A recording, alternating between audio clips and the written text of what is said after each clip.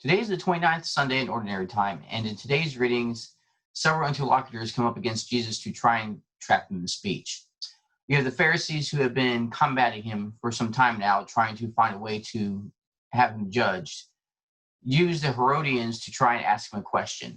Now, going into this, we need to understand that there are two different views of the Herodians and the Pharisees would have, because the question they're about to ask him has to do with paying taxes. The Pharisees, because they are the Jews, are the Jewish leaders, believed that paying taxes to Rome was in a way a form of treason to the Hebrew nation, to Judah, because you're taking money and you're giving it to, one, a foreign and oppressive power, and two, you're giving it to pagans. And because their paganism was state religion, the money you give to them is going to directly support those practices. Then you have the Herodians. Now, the Herodians are the ones who support Herod Antipas as being the king of Judah.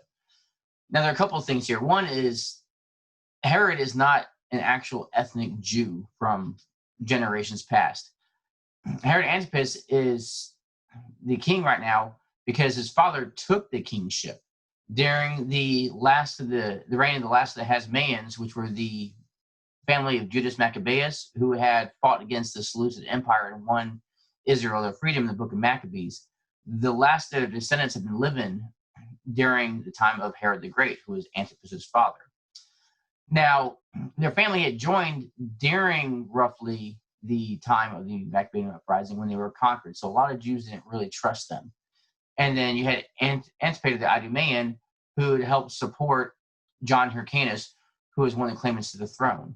Now, when there was an upheaval, his son, Herod the Great, went to Rome and sought help from the Senate to gain control of the region, and the Roman Senate elected Herod the Great as king.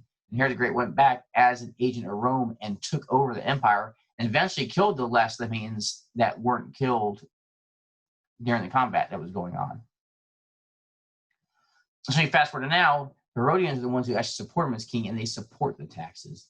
So you have two groups, one who supports paying taxes to the emperor and one that opposes paying taxes to the emperor. And they both go to ask Jesus this question: is it right to pay the census tax to Caesar or not?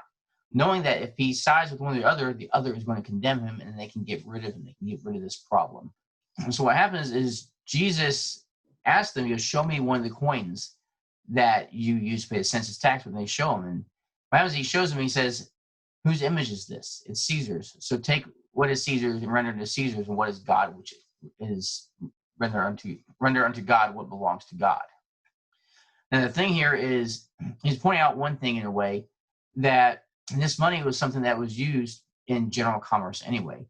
So this coin that belongs to Caesar, to the pagan empire, it was good enough for the Pharisees to use this coin for any other purpose. So it was a statement as if to say, if this is good for use for anything else, why not pay the tax? The coin from the empire is from the empire. And then one thing we also need to remember too is there's some of the statements throughout Scripture of Jesus as Son of God also are fulfilling prophecy, but they're also acknowledging that Augustus Caesar, who had died somewhere around 15 years earlier, was revered by the Romans as a god. So you're taking this coin and you're seeing this coin, and it has the image of what the Romans worship essentially as God, and saying, like, look, this is the God of the world, the money, the empire, all that stuff goes. If something belongs to them, they're not God, but if something belongs to them, render unto them what is theirs. This is what belongs to the world. And then what belongs to God, render unto what is God. So you have our duties, one to the world and the one to God. And we're supposed to honor our duties to both. Augustus Caesar representing the world, and then the church and the gifts and the worship that belongs to God is supposed to be rendered unto God.